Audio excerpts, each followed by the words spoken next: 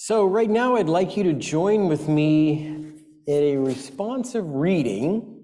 I'll be doing the reading, you'll be doing the responding, and I'm not going to put it up on the screen because it's pretty easy.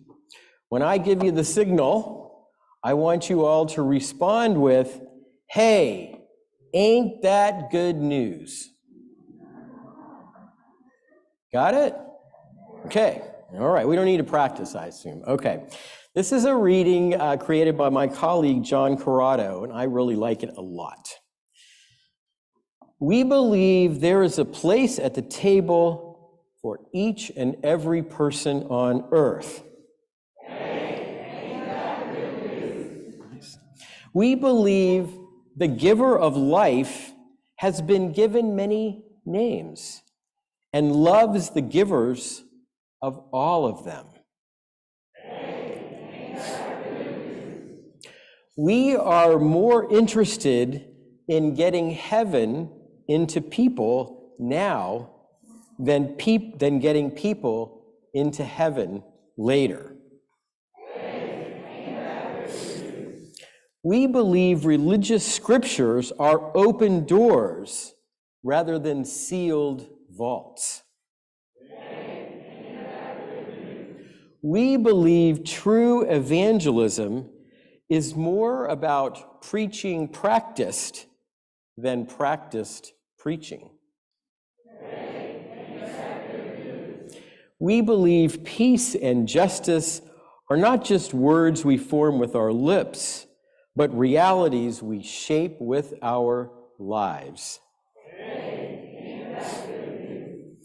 We believe we are one with stars and trees and tigers and rivers and all the stuff of life.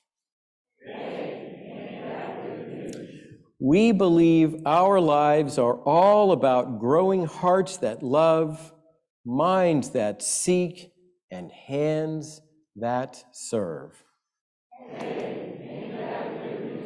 And let us all say together, amen. All right. Well done. My goodness, we got a room full of preachers here this morning. I love it.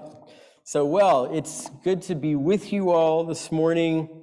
As many of you may have heard, I have been wrestling with COVID the last couple of weeks. I'm over the contagious part, and I haven't coughed so far. That's good. And I just want to thank everyone who pitched in while I was recovering at home.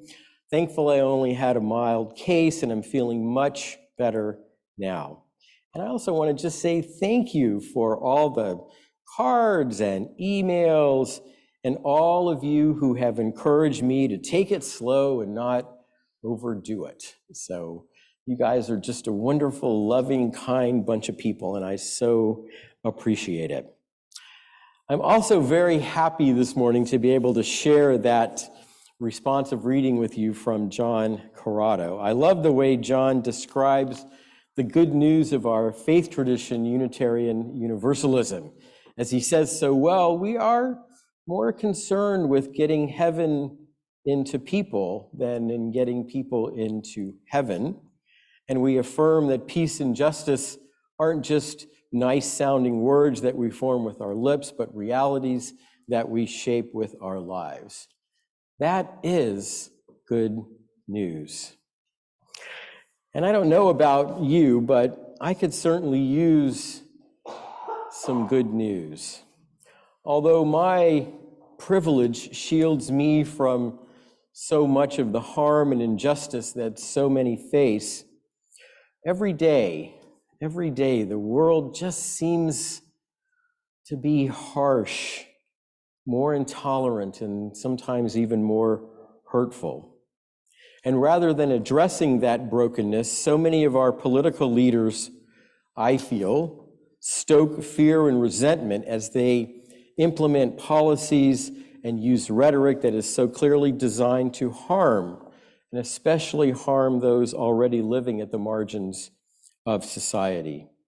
The poor, the undocumented, people and especially women of color, those who are transgender, and so many others. And you'll have to pardon me, I'm going to kind of go off a little bit here. And if the actions of our political leaders aren't bad enough, I am just getting more frustrated and angered by the support and encouragement those leaders are getting from voices in organized religion. I'm sure you won't be surprised to learn that I've never had much in common with religiously or politically with those on the Christian right. And I don't usually talk about them too much, but never did I imagine that so many who live and worship in the name of Jesus of Nazareth would choose to support and provide religious cover and justification for policies, I'm sorry, but that go against everything Jesus taught and everything Jesus did in his life. I mean, what gospel, what good news are these folks reading? How can one who follows the teachings of Jesus remain silent or indifferent in the face of poverty and food insecurity and a crisis of homelessness and affordable housing? Or how can someone who dedicates their life to that gospel support policies that are so blatantly racist, sexist, anti-immigrant, and anti-LGBTQ when the Christian Gospels so clearly proclaim the good news of justice for the poor, welcoming the stranger, and liberation for the oppressed? That's what these texts say, but that's not what we hear coming from the mouths of so many who claim to speak for Jesus and for God. I just don't get it. I heard someone at the current CPAC conference going on, some minister, who said that the goal of Christians and of a particular political party should be to end transgenderism. What in the world does that mean? And what does that have to do with religion or Christianity? We're going to end a group of people for being who they are? That's not, I never heard Jesus, never read of Jesus saying anything like that. That is not the good news. That's hate. That's a prescription and a call, I'm sorry to say, for violence. And that is not what religion is supposed to be about. All right, I'll get off my soapbox now. Now, the title of today's sermon is The Gospel or the Good News of Unitarian Universalism. And I do want to make it clear that when I criticize the Christian right, I'm not including all Christians or all of Christianity. There are many wonderful Christians, many that we work very closely with, who are bravely following the call of Jesus and who are actively resisting a hate-filled and unjust status quo. There are many Christians of conscience who are speaking up and taking action. In fact, I don't think it's an exaggeration to say that there is a struggle going on right now for the very soul of Christianity. Now, we Unitarian Universalists haven't generally been part of these conversations, not anymore, within Christianity for quite some time. For those of you who are unfamiliar or new to Unitarian Universalism, our tradition began as two small, very religiously progressive traditions within Christianity, but I would say in the last 100 years or so, our theological and spiritual reach has led us beyond the confines of any one religious tradition or one sacred text as we embrace the wisdom and teachings of many diverse traditions and sources of truth. But let me simply say that we do share much in common with progressive Christians, and I hope, I'll just say it, I hope they prevail in this struggle for the soul of Christianity. Now, what I do want to talk about today is what I see as our Unitarian Universalist good news. That, you know, is what the word gospel actually means. It means good news. And the reason I chose to use it in the title for today's sermon is because I think that Unitarian Universalism offers very good news and a very hopeful message for a world that is so broken and so in need of a new and different vision of religion and of how the human family can and should live together. Now, like the Christian Gospels, our UU Gospel, if you will, is very much rooted in a story. Although rather than being a story about one person from the past, our UU Gospel story is the story of many Unitarian Universalists throughout our history and many in this congregation today. The UU story is always unfolding, always being told and retold. And I'd like to share with you my understanding of that story. And our story almost always begins with a question or questions. Questions about life and death, God and humanity, good and evil, religion and spirituality, and so much more. It is the spirit of questioning, that same spirit that Maria Mitchell embodied. It's that spirit of questioning that gave rise to both the Unitarian and Universalist sides of our tradition. And it is these questions that continue to lead so many to our congregations today. I certainly had many of those questions the first time I journeyed into a UU congregation, 25 years ago. That's hard to believe. Like many in our faith, I grew up in a different religious tradition, a tradition that didn't always feel very open to my questions or to any questions at all. What was required instead was what felt like an unquestioning acceptance of a particular creed and a particular sacred text. And if you summoned the courage to express questions or doubts, more often than not, the response was judgment and perhaps even exclusion, something that didn't feel very much like love or acceptance. That was the experience, and yes, I would say the religious baggage I carried the first time I came through the doors of a Unitarian Universalist congregation. I remember feeling anxious about what I would hear from the pulpit and how I would be received by the community. I was worried that they might ask, well, what are your beliefs? Because I didn't really know. I had a bunch of questions and not very many answers. Much to my surprise and relief, I soon learned that Unitarian Universalism is very different than anything I had ever encountered. The longer I attended services at that congregation, the more I heard the minister say things like that I had never heard in a religious community before. It's good to have questions, good to ask questions. It's fine if you have doubts. It's okay not to have all the answers or even any answers, and simply to say, I don't know, or I don't believe. I'm figuring it out. When I heard this minister say those kinds of things, that's when I became a Unitarian Universalist. And I remember feeling in that moment that I had found my spiritual home. And I think the reason I was so moved by those words was simply the fact that for the first time in my life, what I experienced in religion was unconditional love and acceptance for who I was, not judgment or exclusion for who I wasn't. I felt spiritually liberated and set free.